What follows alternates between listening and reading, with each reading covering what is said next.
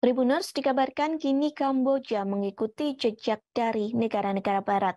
Pasalnya Kamboja ikut turun tangan membantu Ukraina dalam melawan pasukan Rusia. Hal tersebut pun telah disampaikan oleh Perdana Menteri Kamboja Hun Sen. Ia mengatakan negaranya mengirimkan bala tentara Kamboja. Nantinya pasukan Kamboja ini akan melatih tentara perang Ukraina melawan Rusia. Hun Sen pun setuju untuk mengirim pasukan militer khusus ke kawasan perang Ukraina dan Rusia. Hal ini untuk membantu tentara Ukraina dalam meningkatkan keamanan wilayah di perbatasan selama invasi. Hun Sen menyebutkan pengiriman pasukan yang dilakukan negaranya dimaksudkan untuk melatih tentara perang Ukraina.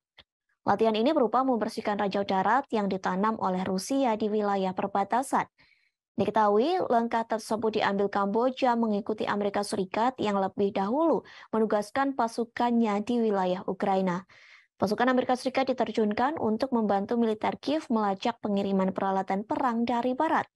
Hal itu dimaksudkan agar persenjataan yang dipasok tersebut tidak berakhir di tangan tentara-tentara Rusia.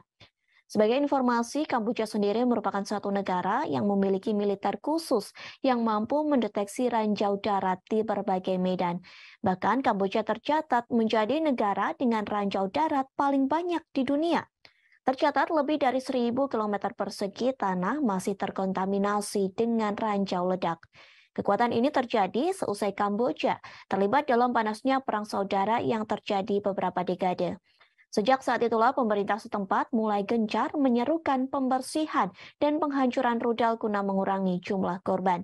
Kemahiran Kamboja dalam menghapuskan ranjau bahkan membuat ribuan militer khusus Kamboja ditarik ke PBB untuk bekerja di Afrika dan Timur Tengah.